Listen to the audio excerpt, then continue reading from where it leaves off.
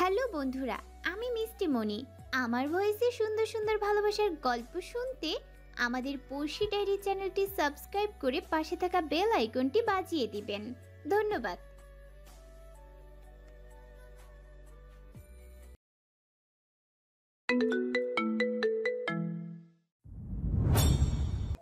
অনুপ্রভা। ইনা অবাক হয়, এটা তো অনুপ্রভা লেখা ডায়েরি। এটা তার কাছে কি করে আসলো? গত রাতেও সাজি আর কামালের কথা শুনেছে। সাজির একটা কথাই এখনো কানে বাজছে, বিলাসিতা।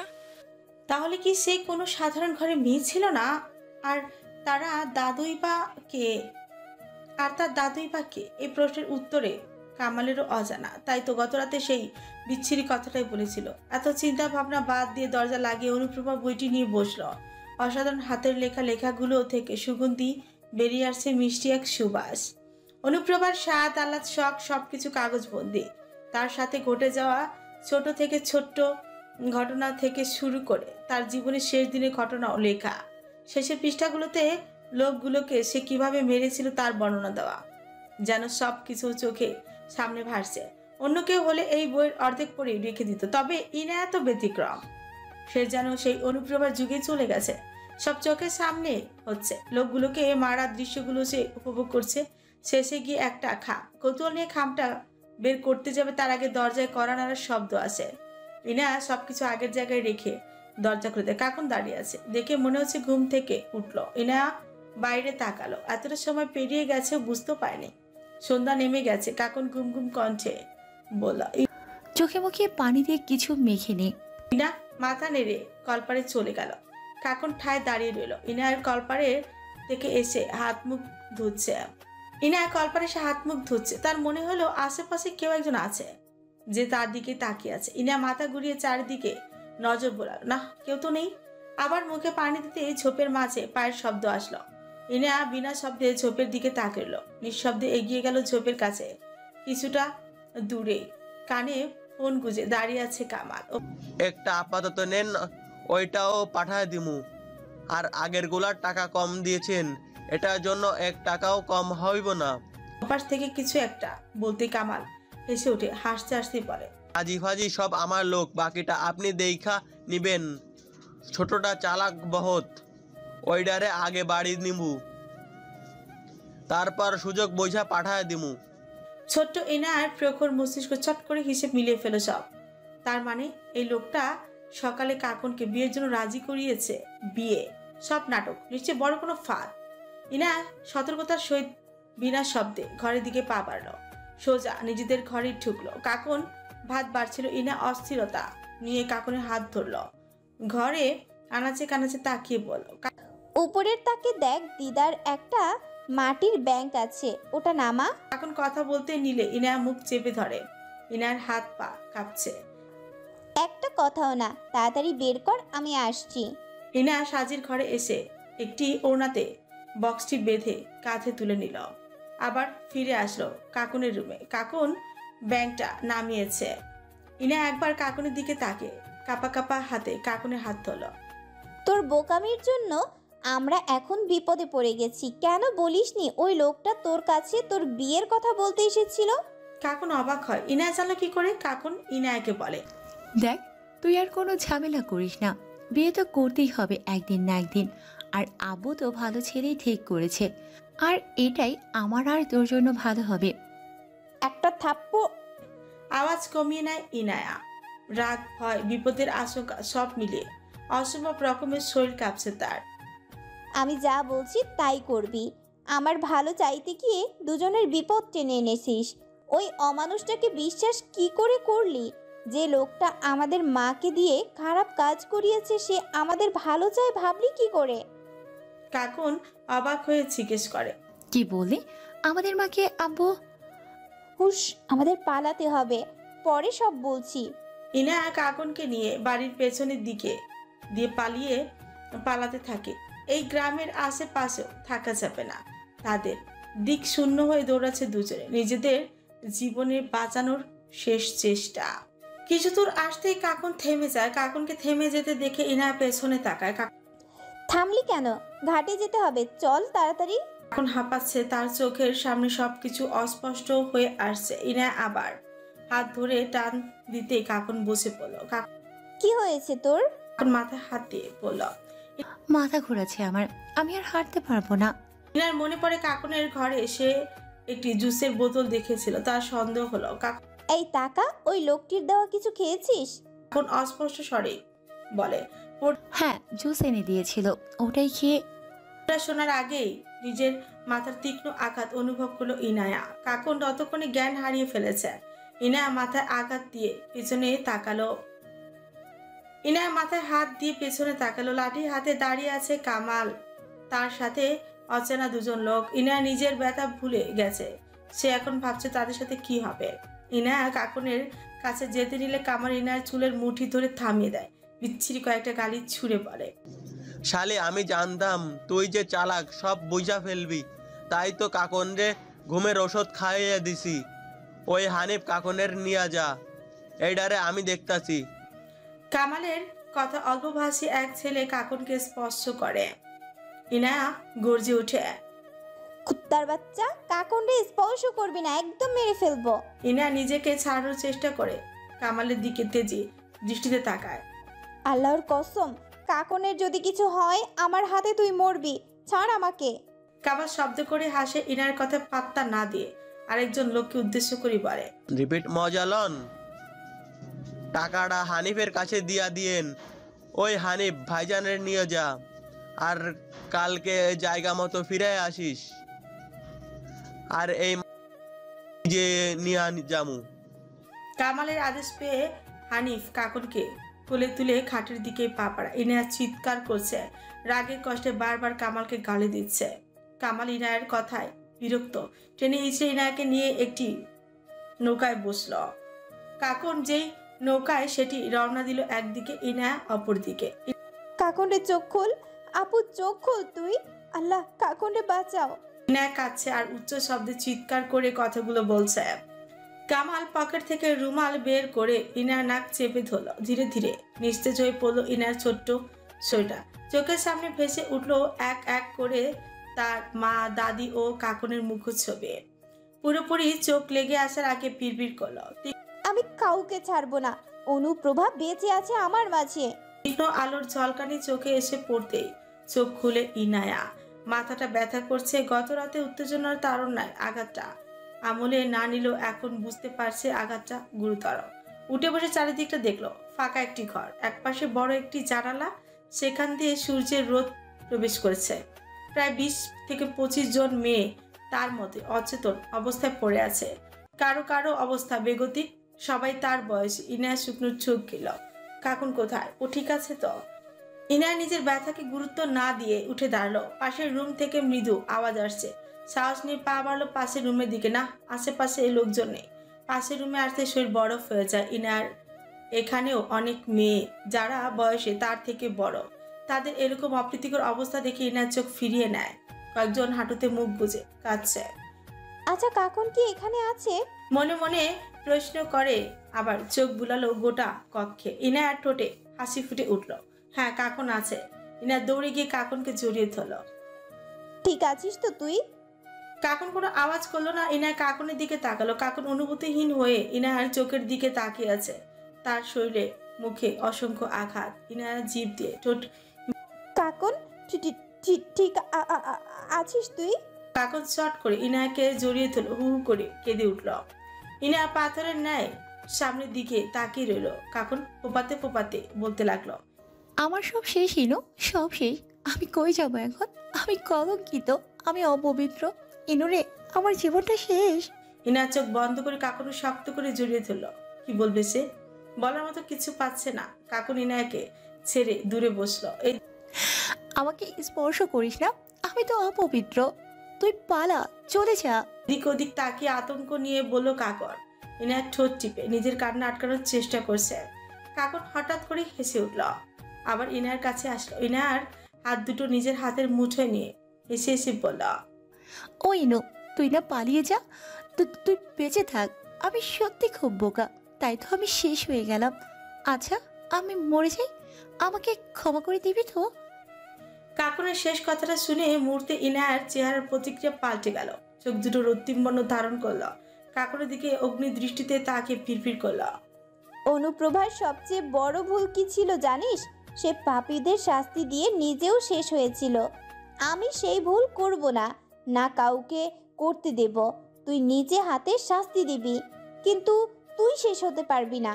ইনা বিড়বিড় করে বলা কথাগুলো কাকুন শুনলো না। কাকুন তো নিজেই বিড়বিড় করছে একটি কথা। আমি মরে গেলেই ভালো, সব ঝামেলা শেষ। হাতে টান পড়তে কাকুনের ঘোর কাটে। ইনা মুচকি মুচকি হাসছে আর বিড়বিড় করে কিছু একটা। ইনা বিড়বিড় করতে করতেই কাকুনকে নিয়ে রুম থেকে বের হয়। ইনাকে এভাবে হাসতে দেখে কাকুন আরো আতঙ্কিত হয়। এমনিতেই গত রাতে ঘটে যাওয়া জঘন্যতম বিষয়, আর ইনার এরকম আচরণ। এক টানা 10টি রুম ইনা এগিয়ে যাচ্ছে। হঠাৎ ইনা থেমে গেল। কাকুনের হাত ছেড়ে দুপা আবার পিছিয়ে গেল। দরজাটার দিকে কিছু সময় দাঁড়িয়ে ফিচেল হাসলো, হাত রাখলো দরজায়। কাকুনের দিকে তাকিয়ে বলল, ভেতরে আসবো? ইনার উত্তর অপেক্ষা না করে ভেতরে প্রবেশ করলো একজন মধ্যবয়স্ক মহিলা। খাটের উপর শুয়ে আছে। ইনায়াকে দেখে মহিলাটি উঠে দাঁড়ালো, চেঁচিয়ে বলল, এই মা, তুই এখানে? আর কিছু বলার সুযোগ দিল না ইনায়া। টেবিলে রাখা ফলের ছুরি নিয়ে মহিলার গলায় ধরল। মহিলাটি ফরকে গেল, পেছাতে গিয়ে বিছানায় বসে পড়ল। ইনায়া ঘাড় কাত করে বিড়বিড় করতে করতে ছুরিটা আরো চেপে ধরল। আশ্চর্যের বিষয় হচ্ছে ইনায়ার শক্তির সাথে মহিলাটি পেরে উঠছে না। পেছন থেকে কাকুন ইনার এমন রূপ দেখে নিজের মুখ চেপে ধরে। এই জায়গাটা কোথায়? মহিলা সত্যি ভয় পেয়েছে। ভয়ার্ত কণ্ঠে বলে, এটাই এটাই মানিকগঞ্জ পতিতা। ইনা শান্ত দৃষ্টিতে তাকিয়ে বলল, কামালকে? উনি তো এটার মালিক। আমার কিছু কইরো না, আমি শুধু ওনার হয়ে কাজ করি। ইনা ফিচেল হেসে কাকুনকে উদ্দেশ্য করে বলে, দরজা লাগা, এক্ষুনি লোক চলে আসবে। মহিলাটি অবাক হয়। এই মেয়ে বুঝলো কি করে যে লোক আসবে? ইনা মহিলার হাত থেকে ফোনটা নিয়ে নিল। এবার বলুন আপনি কে? মহিলা ভয়ে ভয়ে উত্তর দিল, আমি শাহনাজ, আমার ছাইরা দাও। এমন সময় বাইরে থেকে কয়েকজন ছেলের শব্দ আসে। শাহনাজ শব্দ করতে নিলে ইনা তার গলায় হালকা করে আঘাত করে। দাঁতে ধর চেপে বলে, মরতে না চাইলে যা বলছি তাই বল। ওদেরকে বল এক্ষুনি যেন ওরা চলে যায়। শাহনাজ গলায় হাত দিয়ে মাথা নাড়ল। এনে আনসুন স্ক্যান, ঘরের যা। শাহনাজের কথা ছেলেগুলো চলে গেল। ইনা আবার দাঁতে ধর চেপে বলল, কামালের ঠিকানা দে। শাহনাজ আর দেরি না করে ঠিকানা বলে দেয়। এখন কোথায় থাকতে পারে? কালকে রাইতে ডিল করবার গেছিল তোমারে রাইখা, এখন তার বাড়িতেই আছে। ইনা কাকুরের দিকে তাকিয়ে বলল, এত ভয় কেন পাচ্ছিস? যা হওয়ার হয়ে গেছে, স্বাভাবিক হ। কাকুরের পুরো শরীর কাঁপছে। ইনা শাহনাজের দিকে তাকিয়ে বলল, কার বাড়ি? নাম ঠিকানা? কালামপুর, মালিক পীরের বাড়ি। ইনা বাঁকা হাসলো। ছুরি চালিয়ে দিল শাহনাজের পেটে। সাথে সাথে পেট ধরে নিচে বসে পড়ল সে। ইনা তার ওড়না দিয়ে শাহনাজের মুখ বেঁধে দিল। না তাকিয়ে থেকে মহিলাকে ধর। ইনা এমন একটি কাজ করবে ভাবতে পারেনি কাকন। কাকন বরফ হয়ে গেছে। ইনা এবার রেগে চেঁচিয়ে বলল, তাড়াতাড়ি আস। কাকুন ইনার কথা মতো নিজের কাপা কাপা হাত নিয়ে মহিলার হাত দুটো বেঁধে ফেলল। শাহনাজ ছটফট করছে। কাকুনের তো কেঁদে ফেলার জো হয়েছে। কি করলি এটা ইনু? ইনা কাকুনের কথায় পাত্তা না দিয়ে ফোনে পুলিশের নম্বরে ডায়াল করল। পুলিশ কল রিসিভ করতে ইনা স্বাভাবিকভাবে বলল, ফোনের লোকেশন অনুযায়ী এখানে চলে আসুন। এখানে অনেক মেয়েকে আটকে রাখা হয়েছে, তাদেরকে পাচার করা হবে। পুলিশকে কিছু বলার সুযোগ না দিয়ে কল কেটে দিল ইনা। শাহনাজের পাশে বসে ফিসেল হাসল। চিন্তা করবেন না আন্টি, আপনি মরবেন না, তবে মরার স্বাদ গ্রহণ করবেন খুব কাছ থেকে। ইনার চোখ পড়ে শাহনাজের ঘরের এক কোণে পড়ে থাকা তার পুটলিটি। ইনা পুটলিটা নিয়ে সেখান থেকে মাটির ব্যাংক ভেঙে ফেলে। মোটামুটি 1000 খানিক টাকা। পুটলিটা আবারও কাঁধে তুলে নিল, হাতে তুলে নিল ছুরিটা। সেটাও পুটলিতে ভরে কাকুনের সামনে এসে দাঁড়ালো। চল। ইনা কাকুনের হাত ধরে বের হতে নিলে কাকুন আগের ন্যায় দাঁড়িয়ে আছে। ইনা নিঃশব্দে দীর্ঘশ্বাস পেল। ফিকুজকে বলল, দিদা কি বলতো মনে আছে? অতীতের ছায়া কখনো বর্তমানে পড়তে দিতে নেই, তবে আমি তো এই ছায়াটা জীবিত রাখবো না। ইনার চেহারা আবার কঠিন হয়ে যায়। কাকুন ভয়ার্থ কঞ্চে বলে, যদি এই মহিলার কিছু হয়ে যায়, তুই এমন একটা কাজ কি করে করলি? কি হয়েছে তোর ইনু? তুই তো এমন ছিলি না। ইনা পিরপির করলো। অনুপ্রভা এমনই ছিল। মৃদু হেসে মুখে বলল, অনেকটা পথ পাড়ি দিতে হবে, যাওয়া যাক। 3 ঘন্টার পথ পাড়ি দিয়ে ইনায়া ও কাকন এখন কমলাপুর মালিক পীরের বাড়ির সামনে। বাড়ির আশেপাশে আর কোনো বাড়ি ঘর চোখেই পড়লো না। অবশ্য আসার পথে শুনেছে এই বাড়ি নাকি মালিক থাকেই না, আসেও না কখনো। আগেকার দিনে টিনের বাড়ি চারিদিকে আগাছা জন্মে আছে। কাকন চেনে এই বাড়ি, গত রাতে তাকে এখানে আনা হয়েছে। তারপর কাকন দুপা পিছিয়ে গেল, ভয়তো চাহনি নিয়ে তাকিয়ে আছে সামনের দিকে। ইনা শূন্য দৃষ্টিতে তাকিয়ে আছে দরজার দিকে। মাথা ঘুরিয়ে কাকনের দিকে তাকালো, নিজের কাঁধে থাকা পুটলিটা কাকনের কাছে দিয়ে বলল, আমি না বলা পর্যন্ত ভেতরে আসবি না। ইনার শান্ত কণ্ঠস্বর। হাতে ছুরিটা নিয়ে সামনে এগিয়ে গেল। কিছুটা সামনে গিয়ে আবারও থামলো। সামনের দিকে তাকাতেই কাকনকে উদ্দেশ্য করে বলল, আমার বিপদের ভয়ে একদম ভেতরে আসার চেষ্টা করবি না, হিতে বিপরীত হবে। কাকন চুপ করে দাঁড়িয়ে রইল। ইনা কি করতে চাচ্ছে? ইনার এমন রূপ কল্পনাতেও আশা করে কাকন। তার নিজেরই ভয় করছে ইনায়াকে। ইনায়া কাকনের উত্তরে অপেক্ষা না করে সামনে এগিয়ে গেল। 3টি কাঠের দরজা, দুটোতে তালা ঝুলিয়ে রাখা, মাঝখানেরটা খোলা। অস্বাভাবিকভাবে ইনার চোখ দুটো রক্তিম বর্ণ ধারণ করেছে। দরজা ফাঁক দিয়ে দেখে নিল ভেতরের অবস্থা। কামাল উল্টো পাশ হয়ে বসে টাকার বান্ডিল গুনছে, আর তার পাশে বসে মালিক সিগারেটে টান দিচ্ছে। ইনার ঠোঁটে অদ্ভুত ধরনের হাসি, নিঃশব্দে ঘরে ঢুকলো সে। ওনার গিট্টে বেঁধে রাখা পাথরের টুকরোটা গোল গোল ঘুরাতে ঘুরাতে কামালের মাথায় আঘাত করলো ইনায়া। এক এক করে 3 বার গল গল করে রক্ত ঝরছে। আকস্মিক আক্রমণে কামাল পেছনে তাকানোর সুযোগটা অবধি পায়নি। অতিরিক্ত ব্যথার কারণে মেঝেতে পড়ে গেল। আকস্মিকতায় পাশে বসে থাকা মালিক দাঁড়িয়ে গেছে, তবে কি করবে না করবে হিতায়ত জ্ঞানটাও হারিয়ে ফেলেছে। ইনা ঘাড় কাত করে হাসলো। অন্যটা আবার ঘোরাতে ঘোরাতে মালিকের মাথায় মারল। মালিক মাথা ধরে পেছাতে নিলে চেয়ারে লেগে পড়ে যায়। ইনা এক মুহূর্ত দেরি না করে হাতে থাকা ছুরিটা নিয়ে এগিয়ে যায় তার দিকে। একের পর এক আঘাত করে বুক বরাবর। মালিক ছটফট করছে, তবে আটকানোর শক্তি তার মাঝে নেই। এইটুকু মেয়ে কি থেকে কি করে ফেলল? কামাল ততক্ষণে জ্ঞান হারিয়েছে, আর মালিক মেঝেতে গড়াগড়ি করছে। তা দেখে ইনার বোধহয় বেশ আনন্দই লাগছে। খিলখিল করে হাসছে সে, যেন এটা কোনো মজার বিষয়। ইনা হাসতে হাসতে বলল, মরবি না, তোদের এভাবে মরতে দেব না আমি। ইনু! কাকন চেঁচিয়ে ওঠে। ইনা চোখ ঘুরিয়ে তাকালো দরজার দিকে। ইনার হাসি হাসি মুখ করে কাকনের দিকে এগিয়ে গেল। কাকনের দৃষ্টি তখন মেঝেতে পড়ে থাকা রক্তে মাখা কামাল ও মালিকের দিকে। ইনা কাকনের হাত ধরে টেনে ভেতরে নিয়ে আসতে আসতে বলে, দেখ দেখ কিভাবে ছটফট করছে। কিন্তু না, আমার তো মন ভরছে না, কি করব বলতো? কাকনের কানে কিছু যাচ্ছে কিনা সন্দেহ। কাকন এই মুহূর্তে নিজের মধ্যেই নেই। চোখের সামনে দুটো রক্তমাখা দেহ। আদৌ কি বেঁচে আছে এরা? কাকন লুটিয়ে পড়লো মাটিতে। ইনায় ধরল না, উল্টো কালাম আর মালিককে দেখে হাসতে ব্যস্ত সে। সন্ধ্যা নেমেছে মাত্র, আকাশে লালচে আভা। সেই মৃদু লালচে আলোতে কাকনের চোখের সামনে বেশি উঠলো একটি দৃশ্য, ভয়ঙ্কর বিভৎস এক দৃশ্য। হাতে চাপাতি নিয়ে মালিকের দেহটা ছোট ছোট টুকরো টুকরো করছে ইনা। শুধু বাকি আছে মাথাটা। কাকনের শরীরটা ঝাঁকুনি দিয়ে কেঁপে উঠল। কি দেখছে সে? শ্বাস আটকে আসছে, হাত পা কাঁপছে। মালিকের মাথার মাঝ বরাবর চাপাতি দেওয়ার সাথে সাথে কাকন চোখ বন্ধ করে নিল। হাত দিয়ে চেপে ধরল নিজের মুখ, যেন শব্দ না হয়। আজ নিজের ছোট বোনকে সব থেকে বেশি ভয় করছে তার। এটা ইনায়া না, ইনায়া হতে পারেই না। ইনা মাথা ঘুরিয়ে কাকনের দিকে তাকালো, মৃদু হেসে বলল, আমি অনুপ্রভা, সে খারাপ না তো, ভয় কেন পাচ্ছ? ইনার শীতল করা কণ্ঠস্বর কানে আসতে কাকন জমে গেল।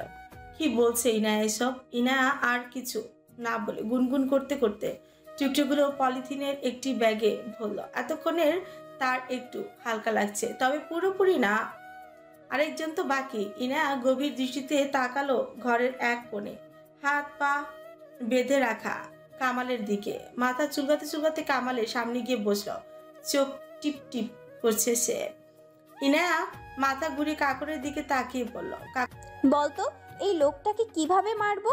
কঠিন কোনো উপায় আছে? কাকন কাঁপছে। ইনায়ার চোখের দিকে তাকিয়ে এবার চোখ উল্টে কান্না করে দিল। ইনায়া বিরক্তির শ্বাস পেল, উগ্র কণ্ঠে বলল, কাঁদবি না একদম, বিরক্ত লাগে। কাকন আবার নিজের মুখ চেপে ধরে। ইনায়া কামালকে চোখ টিপটিপ করতে দেখে ফ্রি উঁচু করে বলল, এই যে জমিদারের ছেলে, জ্ঞান ফিরেছে বুঝি? ইনায়া কামালের মুখের বাঁধন খুলে দিল। ধীরে ধীরে আলো কমছে। আবছা আলোতে ইনায়ার মুখ দেখে আটকে উঠল সে। পুরো মুখে রক্ত। ছাইড়া দে আমারে মা, আমি আর কোনোদিন এমন কিছু করুম না, আমারে ছাইড়া দে। কামালের আকুতি মিনতি কানে আসতে ইনায়া মুখতে কঠিন হলো। স্বাভাবিকভাবে বলল, আমার কাকনের মায়ের আকুতি মিনতি শুনেছিলি? আমি কেন শুনবো? কামাল কিছু বলতে যাবে তার আগে ইনায়া ভালোভাবে বসে কিছু একটা ভাবার ভান করে কপাল চুলকায়। অতঃপর কামালের দিকে তাকিয়ে মুগ্ধকর একটি হাসি দিয়ে বলে, তোর জন্য একটা উপহার আছে, তোর জীবনের সবচাইতে বড় উপহার, প্রথম এবং শেষ। জানিস কি? কামাল ভীত নয়নে শুকনো চোখ গেল। ইনায়া নিজ থেকেই বলল, তোর বাবার খবর পেয়েছি। কামাল চমকালো। কি? ইনায়া শব্দ করে হাসলো। জানিস কে সে? কামাল দৌড়ে আসা গলায় আমতা আমতা করে জিজ্ঞেস করলো, ক ক কে? নগর গ্রামের জমিদার ফারুক শিকদার। তুই তো জমিদারের ছেলে, আর তোর মা সে শ্রীফলতলির জমিদার কন্যা। তবে আফসোস, তুই অমানুষ। যাই হোক, মরার আগে বাবার পরিচয় পেয়ে নিশ্চয়ই আর কোনো আফসোস থাকবে না। কি ভাগ্য আমার, জমিদারের ছেলেকে আমি নিজ হাতে মারবো। ইনা হাসতে হাসতে রীতিমতো গড়াগড়ি খাচ্ছে। কামালের মাথায় তো কিছু ঢুকছে না। কি কি বলছিস তুই? আমি তো কিছুই বুঝতে পারছি না। এত বুঝে লাভ নেই, এবার শাস্তির জন্য প্রস্তুত হ। ইনা ছুরিটা দিয়ে আঘাত করলো কামালের শরীরে একে একে অসংখ্যবার। তার দেহ থেকে কখন তার প্রাণ পাখি উড়াল দিয়েছে, তবুও থামছে না ইনায়া। কতদিনের জমে থাকা ঘৃণা উগলে দিচ্ছে আজকে। একসময় হাঁপাতে হাঁপাতে নিজেই থেমে গেল। কাকন এখনো তাকিয়ে আছে, সবটাই দেখছে। মালিকের মতোই একই অবস্থা করলো কামালের, তবুও ক্ষান্ত হলো না ইনায়া। দুটো নিয়ে রুম থেকে বেরিয়ে গেল। কাকন ভয়ে জড়সড় হয়ে আছে, না পারছে কাঁদতে, না পারছে কিছু বলতে। ইনায়া ময়লা ফেলা নর্দমার কাছে গেল। মূলত এটা পেছনের দিক। এদিকে পুরোটা জঙ্গল, মানুষ ভুলেও আসে না। কিছুটা দূরে আবর্জনার উপর থাকা 20-22টা কুকুর ঘেউ ঘেউ করে শব্দ করছে। ইনায়া সেগুলোর কাছে গেল, মাংসগুলো বের করে কুকুরগুলোর সামনে দিল। মুহূর্তেই হামলে পড়লো কুকুরগুলো। ইনায়ার ইচ্ছে করলো কিছুক্ষণ বসে বসে এই সুন্দর দৃশ্যটি দেখতে, তবে তার আর উপায় কোথায়? ইনায়া আবার চলে আসলো পীর বাড়িতে। কাকন আগের জায়গাতে স্থির। ইনায়া ঘরটা আবার আগের জায়গায় ফিরিয়ে আনলো, একদম ফিটফাট, কোথাও কোনো চিহ্ন পর্যন্ত নেই। কোমরে হাত দিয়ে ফিচেল হাসলো। টাকাগুলো পুটলিতে ভরে কাকনের সামনে দাঁড়ালো। এখন রাত 12টার বেশি হবে। কাকনের হাতে টান পড়তে ভয়ে চোখ কুচকে নেছে। ইনায়া স্বাভাবিক, যেন তার কাছে সবটাই স্বাভাবিক। জমিদার বাড়ি যেতে হবে তো, সেখানেও তো অনেক হিসেব বাকি। কাকন চমকায়, সাথে ভয় তো আছে। শুকনো ঠোক গিলে সে ইনায়া বলে, যাবি নাকি থাকবি? তবে আমি যাচ্ছি। ইনায়া পা বাড়ায়। কাকন উঠে দাঁড়ায়, ধরে আসা গলায় বলে, এসব কি করলি? ভুলে যা, নতুন করে বাঁচতে হবে, চল। আর যাই হোক, ইনায়া তার কোনো ক্ষতি করবে না সে জানে, কিন্তু এই ঘটে যাওয়া ঘটনাগুলো খুব খারাপভাবে দাগ কেটেছে কাকনের। হাঁটতে হাঁটতে একটা ব্রিজের উপরই চলে এসেছে তারা। ইনায়া টাকার বান্ডেলগুলো খুলে নদীতে ফেলে দিল। আজ পূর্ণিমা, সেই আলোতে নিচে পড়তে থাকা চক্রির ন্যায় টাকাগুলো দেখে খিলখিল করে হাসে না, শব্দ করে বলে, তোদের এত মূল্য কেন? তোদের জন্যই তো আমাদের জীবনটাও শেষ হয়ে গেল। টাকা মানুষের জীবনের চেয়েও মূল্যবান। কথা দিলাম, এই টাকাকে মূল্যহীন বানাবে এই অনুপ্রভা। অনুপ্রভা। বারবার ইনায়ার মুখে এই কথাটা শুনছে কাকন। কে এই অনুপ্রভা? কেন ইনায়া তাকে অনুপ্রভা বলছে? প্রশ্ন করার আগেই খোলা আকাশের নিচে জ্ঞান হারিয়ে পড়ে গেল ইনায়া। কাকন চট করেই ধরে ফেলল। ইনু, ইনু, কি হলো? কি হয়েছে তোর? ইনায়া চোখ পিটপিট করে বলল, কাকন আমি অনুপ্রভা হতে চাইনি, পরিস্থিতি আমাকে বাধ্য করেছে।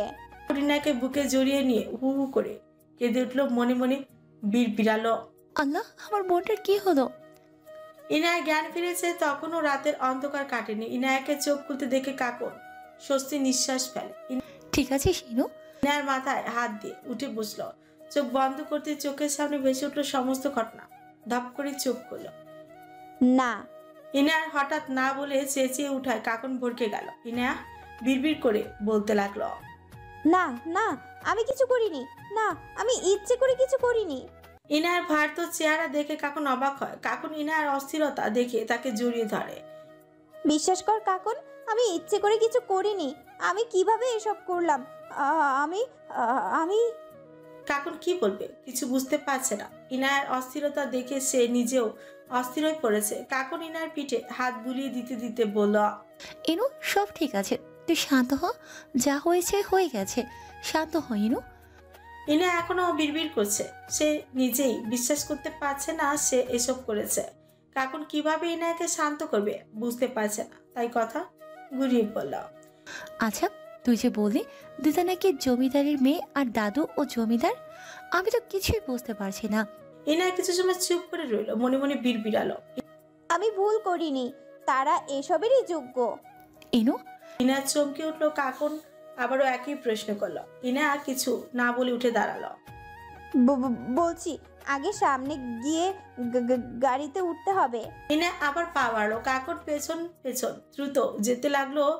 এত রাতে স্ট্যান্ডে তেমন গাড়ি নেই, 2-3টা অটো শুধু। ইনায়া অটোর কাছে গিয়ে অটোওয়ালাকে বলল, নগরগ্রাম যাবেন?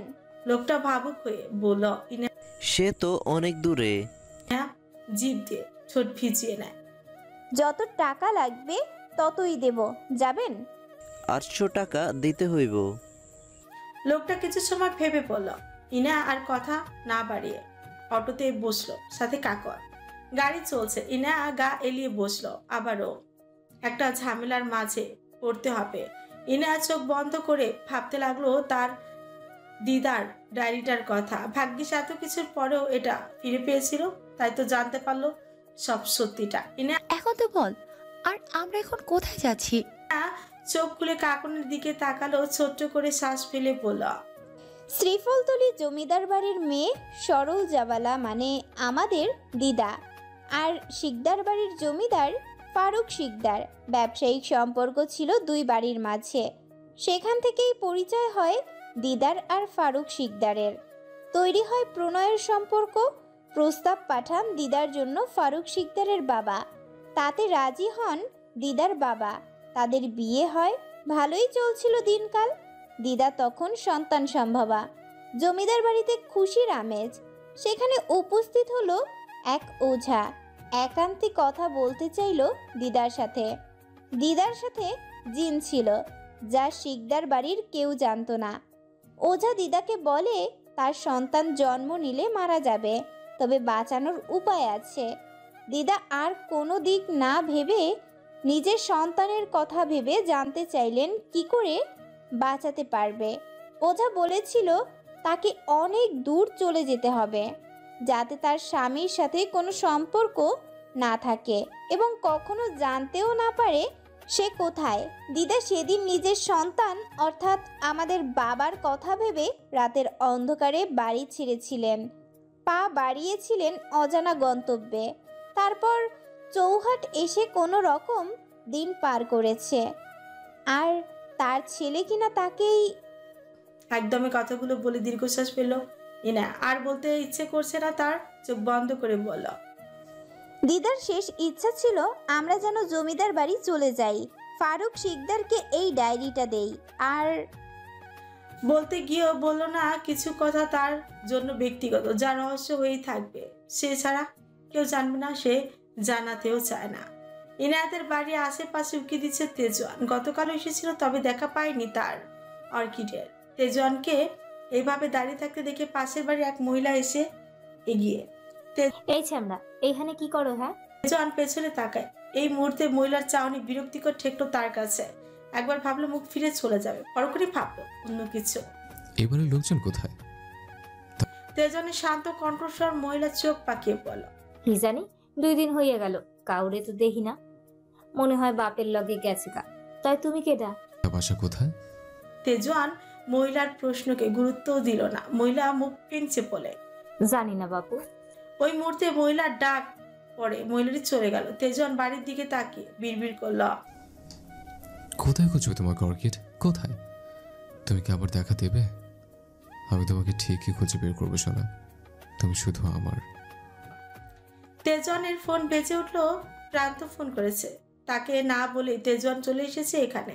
আজকে তাদের ফিরে যেতে হবে। তেজওয়ান ফোন কেটে চলে যেতে নিলে চোখ পড়ে তার অর্কিড গাছটা। পেছন ঘুরে এগিয়ে যায় গাছের দিকে। ছোট্ট চারাটাকে স্পর্শ করে স্মিত হাসে তেজওয়ান। তোমার অর্কিড চারাকে আমি মরতে দেব না, আমি আগলে রাখবো অর্কিড। অর্কিডের চারা আমার ভালোবাসার প্রতীক হয়ে সারা জীবন বেঁচে থাকবে।